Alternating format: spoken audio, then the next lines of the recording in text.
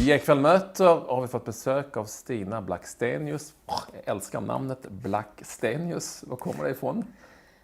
Det kommer från min pappas sida. Han bodde på en gård när han var yngre som hette Blacksta. Och sen min farfar, han hette Sten. Så därifrån kommer det. Det är ett coolt namn. Ja, men ändå. Det är lite unikt. Det är bara jag och min bror och min pappa som har det då. Enda i Sverige? Yes. I ditt fall är det ju så att när man läser på så får man en känsla av att du blev landslagsman tidigt och sådär, men det bryr inte du dig så mycket om.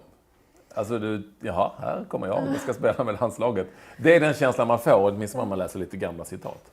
Ja, men kanske. Det är ingenting som jag har reflekterat över, men det gick väl ganska fort just den perioden. Det var mycket som hände och så just när jag kom med där i landslaget så var det kanske inte någonting som jag hade riktigt hunnit reflektera över så mycket, utan det hände och det var otroligt kul.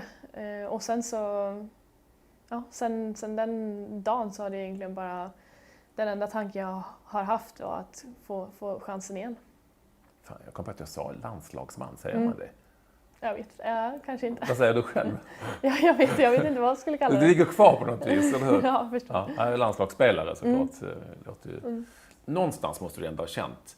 Och tittar vi bara på dina siffror, du gjorde liksom fler mål i Vadstena klubben hade gjort någonsin i hela sin historia typ. Du måste ändå ha känt att jag är rätt, alltså jag är bra, eller? Jag spelade nog mycket bara för att det var kul. Det var så himla mycket idrott hela tiden och jag trivdes väldigt, väldigt bra med det. Det var både handboll och fotboll och det var väl mer att mina föräldrar liksom fick stoppa mig från att jag kanske inte kunde vara med på allting. Men så jag har alltid tyckt att det varit väldigt kul, men det var väl kanske framförallt i ungdomslandslaget som jag liksom kände att det här är någonting som jag vill satsa på och som jag kan försöka och verkligen lägga ner mycket tid på. Och sen ganska tätt inpå så fick jag även möjligheten att komma till Linköping och sen därifrån så tycker jag att jag hamnade i en väldigt bra miljö som passade mig otroligt bra. Och mycket som hände i ungdomslandslaget. Vad hade du tänkt bli från början då? Ja, men jag är kanske inte riktigt den som har suttit och drömt om att få vara med i landslaget. Men det var någonting som successivt kom i och med att det gick bättre och bättre hela tiden. Och att man liksom fick fler drömmar därefter. Är du intresserad av fotboll? Så. Ja, men jag tycker det är kul. Tycker du hänger med och följer? Och ja, det gör jag absolut. Sen har det blivit mer och mer under åren. När jag var yngre så var det med. Jag tittade kanske på mycket landskamper och så här. Men jag har aldrig haft något favoritlag som jag har följt eller liksom som jag har känt lite extra för. Men tittat mycket fotboll, det har jag ju gjort. Och min bror har spelat så det blir att man följer mycket kompisar som spelar och bror. Så ett stort intresse för idrott generellt har jag ju. Du vet, jag har heller aldrig haft ett favoritlag. Nej. Då tycker folk att man är lite knäpp.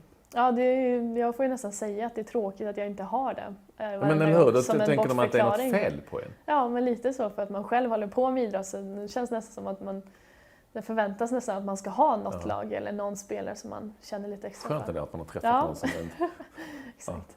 Ja. Det är till och med så att folk säger att jag ljuger. Ja, men du ljuger. Ja, det är klart det är du håller på något lag. Ja. Att det skulle vara omöjligt. Jag har ju sett bilder på dig också som handbollsspelare. Det ser bra ut.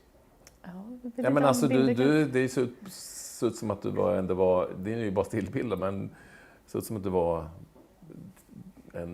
var bra helt enkelt. Mittnia eller något sånt där. Ja, men mittnia var jag. Så tänk att du kunde läsa av dig på stillbilder, men det så ut.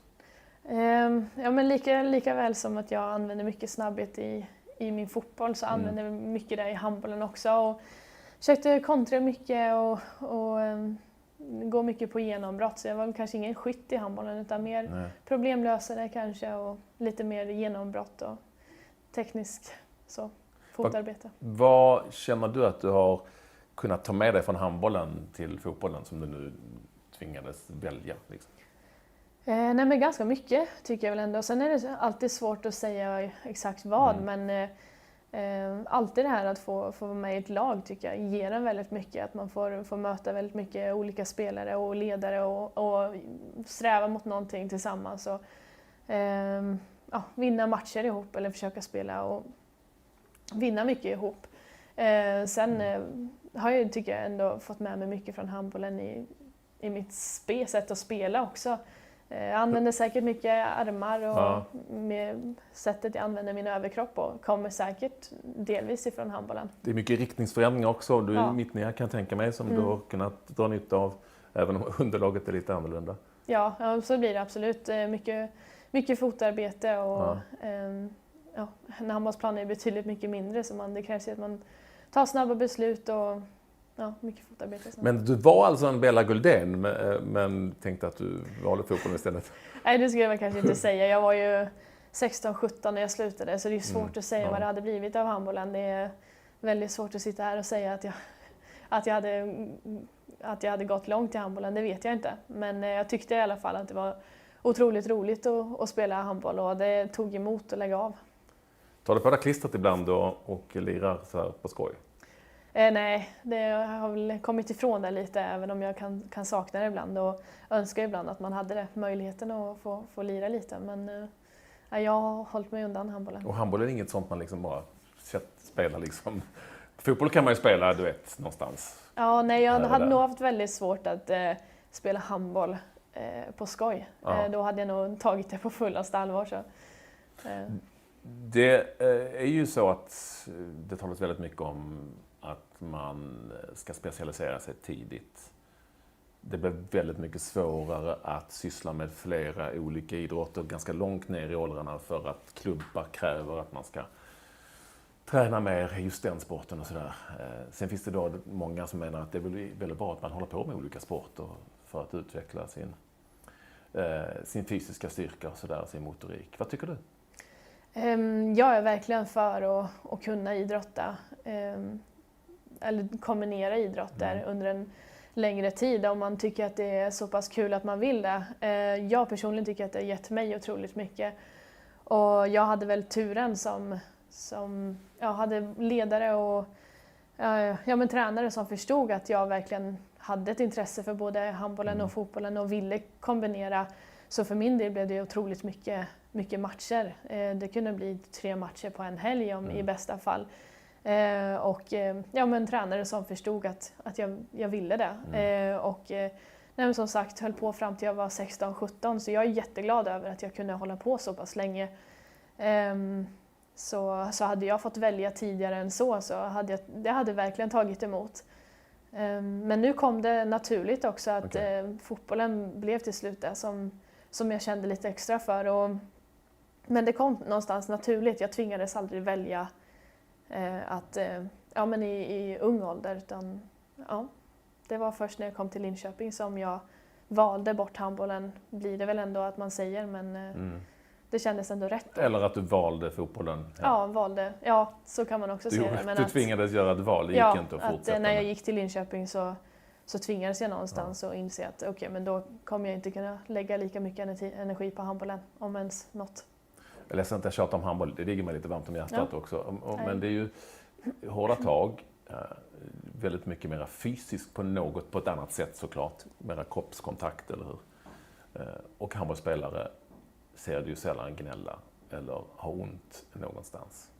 Det ser du ju att fotbollsspelare har, men det är ju nästan bara män som fejkar, filmar och har ont. Eller hur? Det ser du ju nästan aldrig när ni spelar på samma sätt. Vilket ju är ett väldigt gott tecken. Ja. Nej, men jag tycker det är bra. Det är väl så man vill att spelet ska vara egentligen. Att,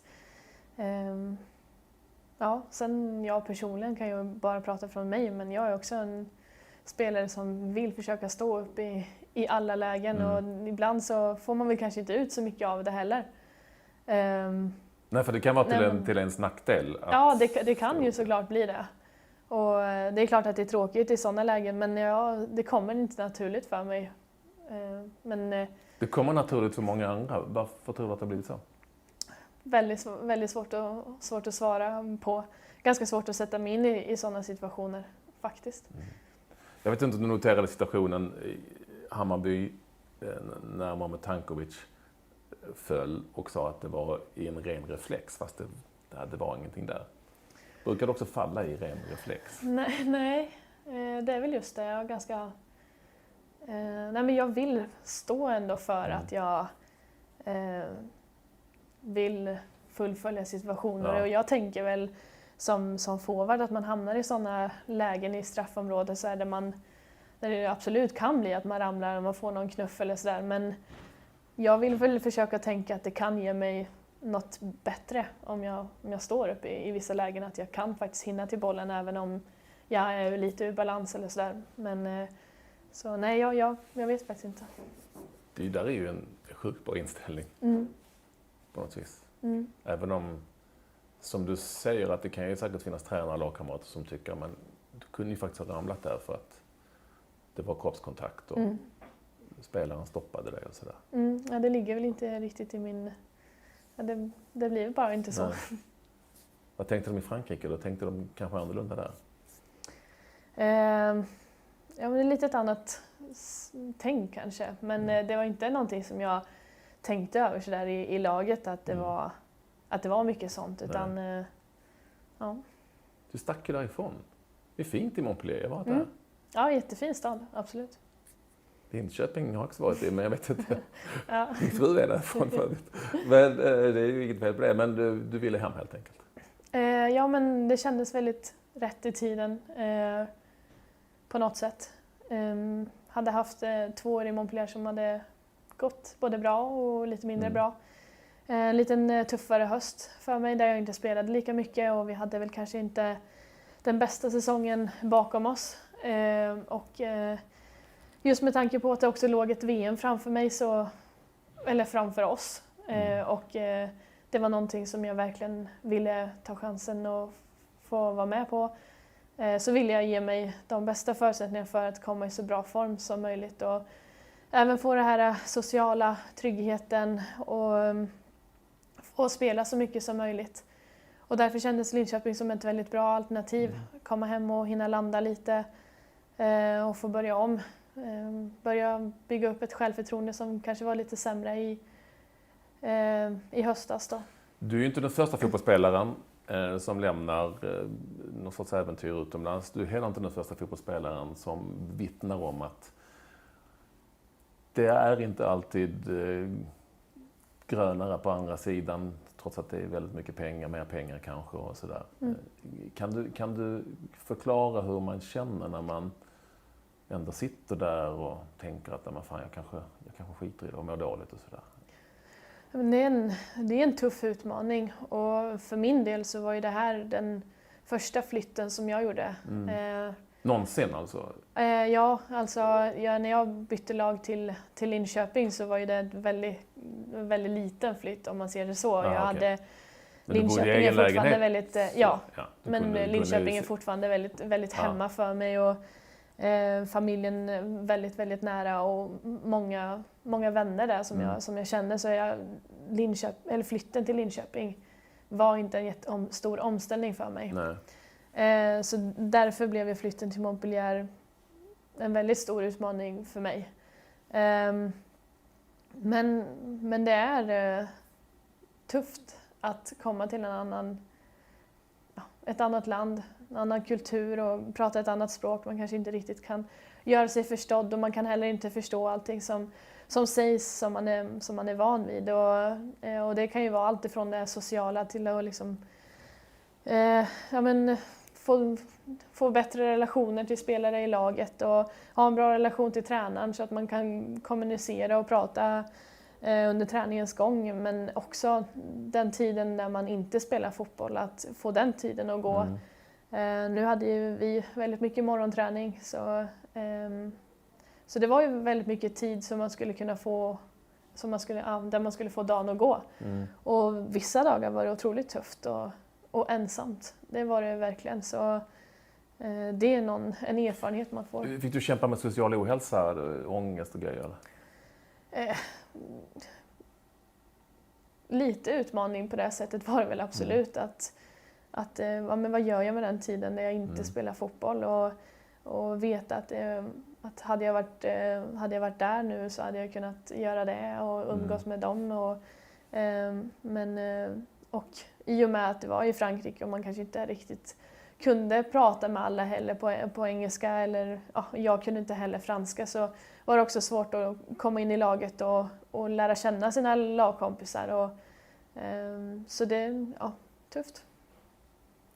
Det är inte alltid så lätt som många vill tro.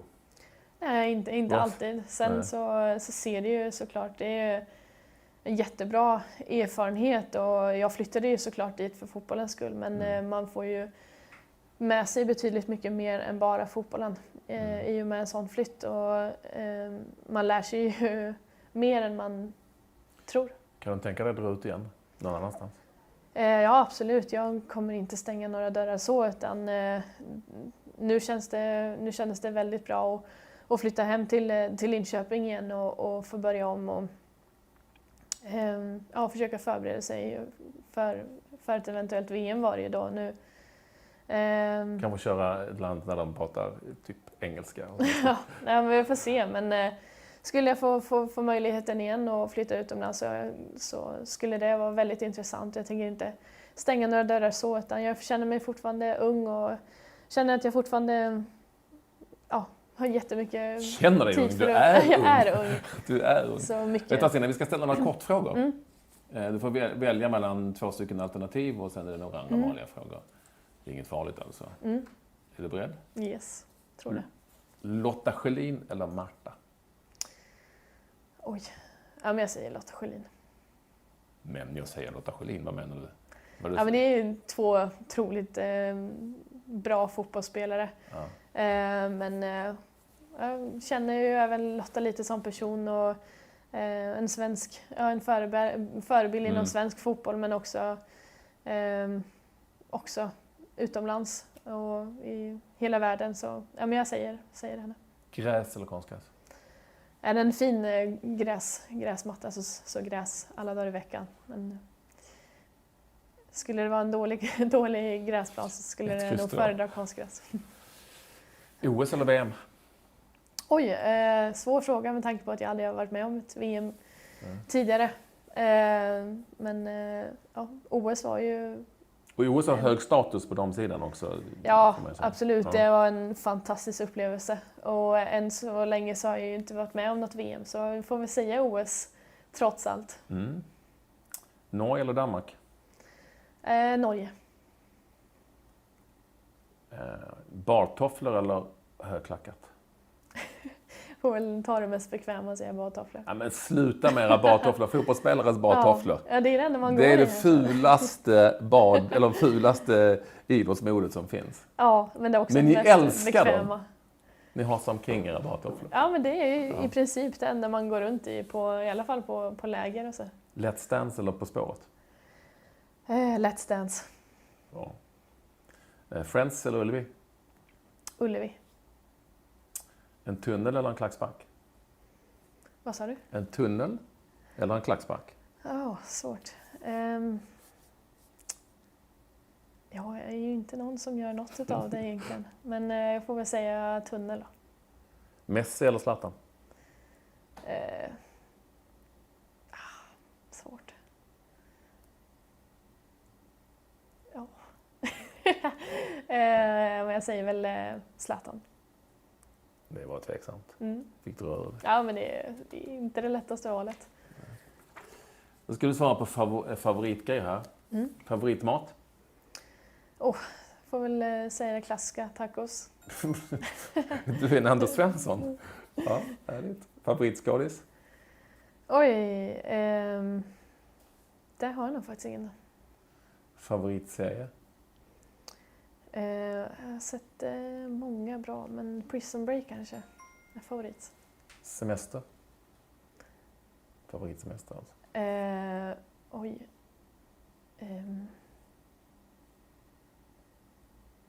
Ja, Thailandresa för några år sedan. Favorittränare?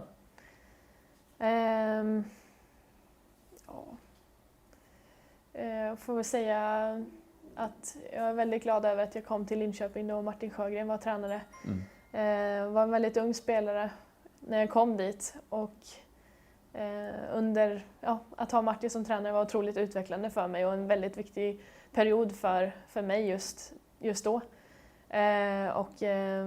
Så det var väldigt inspirerande med det laget vi hade, men Martin Sjögren låg bakom mycket där. Favoritmotståndare? Favoritmotståndare? Hade det varit lättare att säga någon som man tycker är jobbig att möta? Jag vet faktiskt inte. Ofavoritmotståndare då? Vem vill du helst inte möta? Wendy Renard är inte en otroligt skicklig back. Skulle jag ta någon i damallsvenskan så Feiti Kidi. Favoritfärg? Marinblå. Marinblå? Så där ja. Favoritjournalist? Ja. Många tydligen. Ja, nej, men det är kanske inte någonting jag har reflekterat över själv. Ja. För alla har svar på den frågan. Vad känner du om du blickar framåt bortom? Alltså, du är ju fotbollsspelare trots att du kände att det spelar inte så stor roll när du var yngre och nu har du liksom valt det jobbet. Och vad har du för framtid och vad ser du i framtiden? Ja, just nu så är det svårt att se längre bort än fotbollen. Det är det som är fokus för mig just nu och förhoppningsvis i flera år framåt.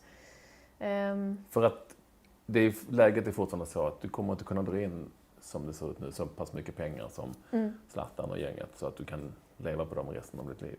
Eller hur? Så är väl läget. Ja, så ser det ut i dagsläget. Du måste jobba liksom. Ja. Men jag är väl en sån som inte riktigt vet kanske vad jag känner att jag skulle vilja jobba med om det är så att jag inte skulle spela fotboll. Så jag har svårt att svara på den frågan. Sen också nu att jag är ung och jag vill se mig själv spela fotboll flera år framåt. Ja. Så jag hoppas bara att jag hittar en väg där jag kan hålla på så länge som möjligt egentligen. Och sen tänker jag att vad som händer efter fotbollen, det får någonstans visa sig. Jag känner inte att jag vill lägga fokus på någonting heller som jag inte riktigt är säker på att jag skulle vilja göra. Det får bli som det blir. Precis som när du blev uttagen i ungdomslandslaget. Och så bara men det får visa sig. Det blev ju jävligt bra. Tiden har alla svar.